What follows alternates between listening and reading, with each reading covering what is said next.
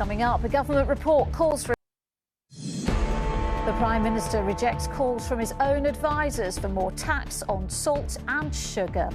Lunchtime News with Lucrezia Millarini. Good afternoon. It was billed as a report to rewrite the way we eat, but this lunchtime the Prime Minister appears to have dismissed its main recommendation. The National Food Strategy was set up by this government and pulled in some of the most important people in the industry.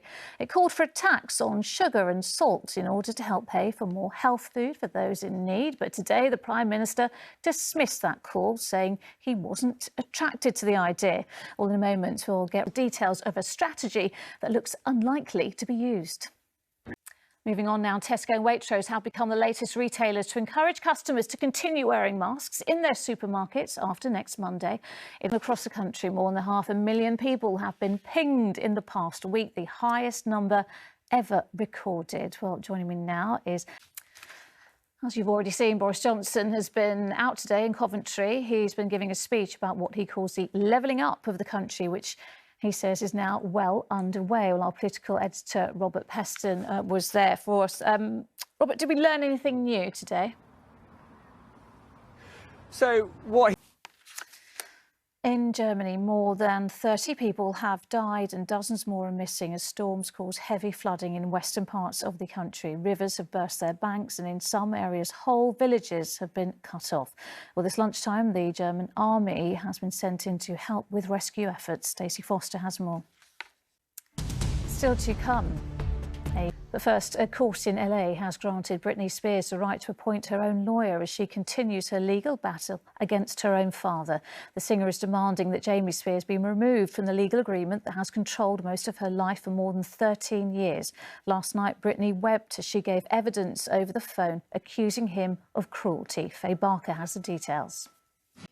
Well, as Britney battles for her millions, many in the music industry are struggling just to make ends meet. Today, a group of MPs are calling for a complete reset of the way the industry pays artists after an inquiry into music streaming. For talking to us about this, now your band, you're a chart-topping before streaming was big back in the day. How different would it be if you were starting now?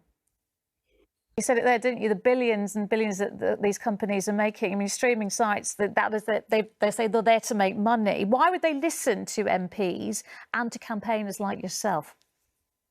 About 20 seconds, if you can. What can music fans do to help the situation? Do they have any? Is there any people power here? Out of time. Thank you so much for talking to me. Thank you. Cheers. Well, 4 people have been arrested after England footballers were racially abused online following Sunday's Euro 2020 final defeat. Marcus Rashford. Finally, the very big dog causing an enormous stir around the world.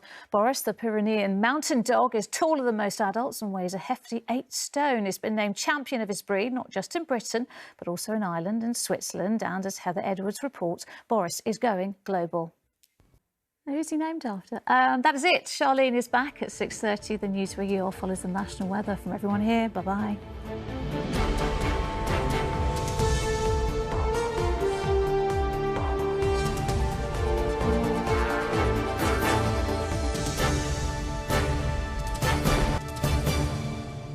Hello again. Now the main stories in the capital. The London Mayor has said he's investigating whether there were enough police officers at Wembley after violence broke out during Sunday's Cup final. A 16-year-old who was stabbed to death in Thornton Heath has been named by police. A former police officer said he quit the force because the Met Police is failing London's communities. Ali Hassan. A major London hospital trust has reopened its COVID intensive care ward after the number of cases almost tripled in just 2 weeks.